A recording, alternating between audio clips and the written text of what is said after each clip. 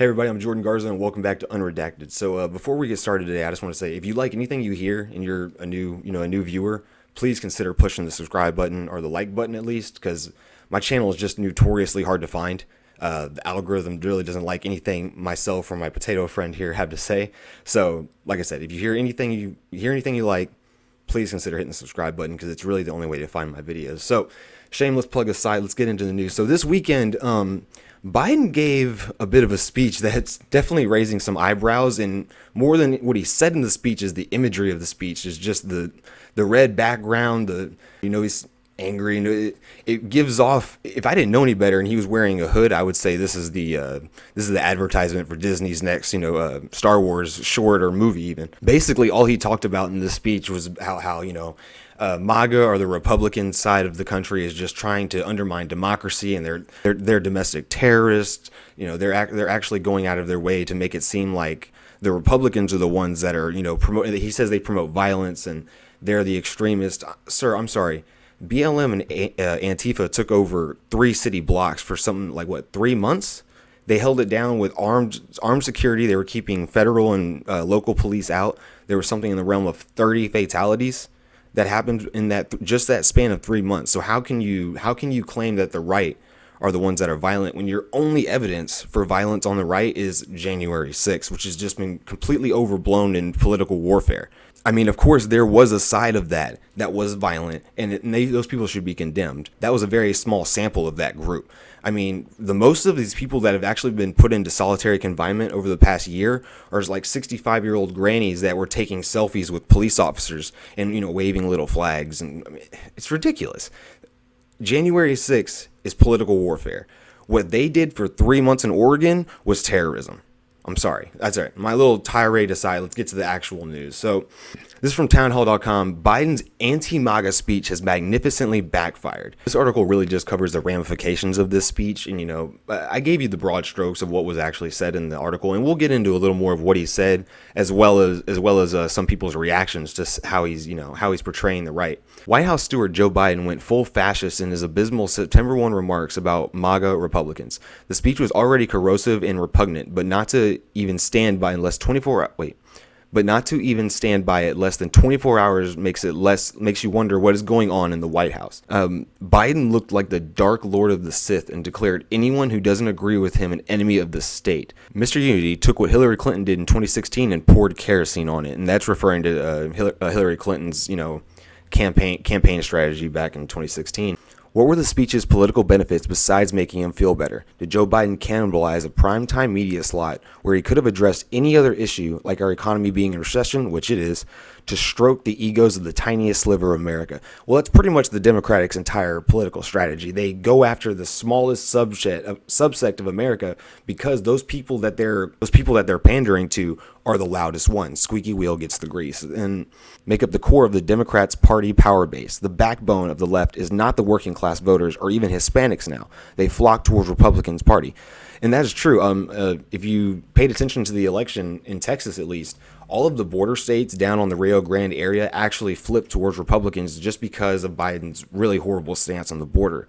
Now, I'm not going to sit here and say that, we need to build the wall. No one should be allowed in. I think people that do the proper paperwork or have reasonable asylum claims should be allowed in, but we can't be allowing hundreds of thousands of people to flock across to and fro. There's another report that I saw recently of something of, I think 200 or 300 people were killed just a week ago in trying to cross the border because some drowned or starved or died of heat exhaustion. It's horrible. I'm not saying it because I don't want people here. I'm saying it because it's not safe to do it the way they're doing it. They're going with traffickers, smugglers, and some of these people get sold into prostitution as payment for being brought here. And I don't think that's the proper way of doing it. Anyway, it's wealthy woke college. Going back to this, who is the party? Who is supporting the Democratic Party? It's wokey, college-educated whites who have all but taken over. These voters ate up this speech in the way that Hunter Biden smokes crack cocaine. The so-called president of the United States reconfirmed their moral superiority complex. All right, now I'm going to stop here a little bit. Okay, Town Hall is obviously extremely anti-Biden, and I don't want to be I don't want to be biased or unfair. It's called Unredacted, not let's beat up on the Democratic Party. I'm actually fairly libertarian when it comes to these things. I don't I mean, I'm pro 2A, so I guess that makes me right wing, or at least right leaning. But I also, have some issues with Roe v. Wade. I have some issues with universal health care. I'm really libertarian. As long as you leave me alone, I don't really care what you do. Just don't hurt other people. Anyway, sorry. Like I'm saying, this article is very biased. That's all. That's all I want to say before we continue. Anyway, but I'm going to continue because it's pretty funny. Which is grounded in the belief that anyone that doesn't share their worldview, cultural or political, is a hopeless bumpkin with little to no worth. The irony is that 75% of so without a higher education degree are bailing these people out regardless of their college loans, and that's probably referring to Biden's recent student loan forgiveness program, which, from what I can tell, doesn't seem like it's even going to be allowed to go through. He wants to use the reduction in deficit to pay, I think, something in the realm of $1 trillion to actually execute this loan forgiveness program, I'm not a mathematician, but I've looked at it, and he's trying to use debt that we are going to kind of erase to pay debt that he also wants to erase. It's just not feasible. Nevertheless, this speech for sure energizes the whiny, woke, white legions because abortion and using fake lexicon to replace a supposedly racist language, plain English. Oh, I think the double speak is what they're talking about, pronouns and all that, are the only things that voters are concerned about these days. There are less than a quarter of the population that are not hardcore Democrats. College-educated men who are now R plus 10 group, they were a D plus 16 in 2018. Wow, that is a enormous flip. I mean, 2 or 3 points is precedented. I'm sorry, that kind of stunned me. 2 or 3 points is precedented, but going from plus 16 to plus 10. So again, this article seems to just be absolutely attacking Biden, but this is a little bit on what I said of the ramifications on this speech. So check this out. Not so long ago, it looked like Democrats would be shell-shocked as severely in the midterms for a short period, meaning they were going to be absolutely eviscerated. These numbers have returned to earth with Biden's approval rating sinking in the high 30s. The GOP leadership looked like they would deliver the biggest in-kind contribution to Democrats' party in 2020 efforts by doing nothing to help their slate of candidates in this cycle, Senator Rick Scott R. said. Seems more concerned about how the use of National Republican Senatorial Committee to promote his profile. Senator McConnell opted to wallow in the total defeatism, saying the Senate Republican campaign to retake the upper chamber was over because he didn't like the mold of the candidate that emerged victorious in the primaries. Now, a deluge of Republican money could be pouring into the crucial final weeks of the 2022 cycle, funds which has been lacking in months still. For every progressive excited by Joe's speech, he loses several others. Again, so that's a little bit of jibber jabber, so let me break it down. What they're saying is that when you make these kind of remarks this close to, I mean, especially post primary, I don't know what he was thinking. You make these kind of remarks post primary, it normally tends to push what your moderates like me, your independents, or even slightly right leaning towards the right. Even some Democrats are going to be swayed by this because only the most hardcore Democrat leftists are going to buy all of this crap, and those people were going to vote for you anyway. So, like he said earlier, what was the point of this speech other than make himself feel better? Nothing in this speech is going to help him gain any kind of support. It's just going to push moderates to the right and Democrats that aren't insane to the right. All he did was pander to his base, and that's not what you want to do right before a primary. Proving my point on what I was saying on this, that polls will really severely swing whenever you make these kind of statements, is over here from the post-millennial, and hold on, my internet's probably, it's gone. They took it down. I'm looking for. Okay, so this is odd. Okay, well, look at that. They redacted it. So this was a article from the Post Millennial that I read myself earlier, and I think it was Tim Pool doing a video with this particular article, and he made some points in there that I actually wanted to argue. Not that anyone's going to listen to me over Tim Pool, but I kind of wanted to argue with him on something he said, but I can't because something happened and they've decided to take it down. I'm not really sure why, because it wasn't very inflammatory, and it really just went into the ramifications of what happened after that speech and just showing, the dramatic polling shift that happened after that.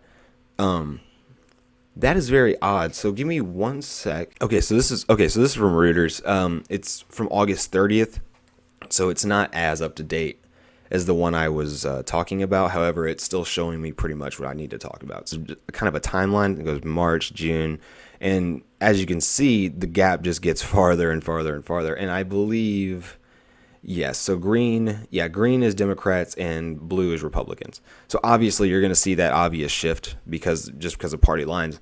But you see this dramatic drop right here. This is just before the midterms, and now as you come over here, getting into August, look at that little doop, and that is right after the speech that he gave. Let's get into this a little bit. Biden approval ratings fall, holding near low ends of his presidency. The U.S. President Joe Biden's public approval ratings fell modestly this week, a poor sign for the Democratic Party in the hopes of November 8th midterm elections. According to Reuters' INOPS opinion poll, completed on Tuesday, that's pretty recent, a two-day national poll found that 38% of Americans approve of Biden's job performance, while Biden's approval ratings hit 41% last week in the mostly low before 40% since mid-June, despite a string of Democratic legislative victories that Biden's allies hoped would help defend the narrow congressional majorities in November. Democrats are expected to lose control of the House of U.S. Representatives in November, possibly the Senate as well. So, again, this isn't the article I wanted, so it's just not... I keep hitting the mic today. It's just not as fun as what I wanted to talk about, and that's a little unfortunate. But I'm still pretty sure Republicans are going to sweep when it comes to the House of Representatives, but the Senate is out now. The Senate is now looking like a pretty closely contested match. There were some, like I said, there were some legislative victories that they're kind of underselling here because those really did jump their numbers significantly. So that'll be interesting to see how that plays out. However, even with control of only the House, Republicans will be able to bring Biden's legislative agenda to a halt and launch a potentially politically damaging investigations. That's like what they're saying there, and I think I mentioned that in my last video, is when they get the House, they'll get what's called subpoena power, giving them the ability to, do investigations into Hunter Biden's dealings with Burisma, some deals that it looks like Joe Biden is involved with China. And of course, like they said, they're going to be able to halt a lot of his legislation. Biden's approval ratings has been below 50% for over a year as Americans have grappled with high rates of inflation and an economy scarred by the COVID-19 health crisis, which the economy wouldn't have been scarred if the Democrats hadn't, whipped up everyone into a frenzy and convinced Trump to close down the country. And that's one thing that you can say. It has to be proof that I'm not right wing. I hated that Trump went ahead with closing down the country. Operation Warp Speed. Operation Warp Speed was just a money train for Big Pharma. Sorry. Biden's lowest ratings of 36% in the 4-week poll, May, June, and July, reviled the lows of his presidency. Donald Trump, whose popularity bottomed out at 33% in December of 2017. When poll respondents this week were asked to rank the nation's biggest problems, the economy topped concerns, with a third of Republicans and a quarter of Democrats pointing it to the top issue. Now, see, that's a pretty good sign. That's a sign to me that you're getting at least 25% of Democrats saying, hey, you complaining about MAGA and Ukraine is not helping us at the gas pump, and it's not helping my wallet either. So can we talk about that? And it also shows a major disconnect with the Democratic elite and the Democratic Party and base and Americans in general. Everything they're pushing is all about social justice, transgender rights, trans operations for kids, affirming surgeries, and people are worried about their checkbook. To me, that's evidence of the side of logic and reason starting to win, and I hope that shows in November. So, like I said, I wanted to get into some of the things that Joe Biden actually said in the speech, because a lot of the things he said in the speech were actually in that post-millennial article, but again, I'm not sure what happened with that. So let's get over here to this video, and we'll see some of the things Biden had to say about the right. And here, in my view, is what is true. MAGA Republicans do not respect the Constitution. They do not believe in the rule of law. They do not recognize the will of the people. They refuse to accept the results of a free election. And they're working right now, as I speak, in state after state, to give power to decide elections in America to partisans and cronies, empowering election deniers. All right, that's good enough. I mean, like I said, this is broad strokes. And look at this imagery. I just want to go over the imagery before I get into what he talked about. Look at this imagery. You got armed people in the background. You got the American flag and I'm guessing the federal flag. I'm not sure. Black darkened out. He's in a black suit, and I mean, there's a lot of screenshots of him, yelling at MAGA.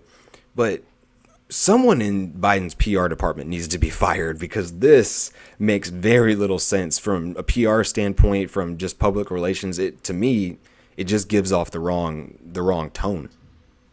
And that is a threat to this country. These are hard things. But I'm an American president, not a president of red America, blue America, but of all America. Okay, you're not a president of all America because half the country freaking hates you. Anyway, I don't want to linger on the video too long. Anyway, Republicans don't respect the Constitution, sir. Your party goes out of its way to find ways to destroy 2A, to limit the First Amendment. There's been multiple attempts to revise the Constitution, and if you want to do that and you get the Convention of States, you can. That's in the legislation, but do it the right way, not by you saying, "Oh, signed." That's not how this country is supposed to work. It's just insane. He goes into saying, the Republicans are trying to destroy the country, and I just don't understand.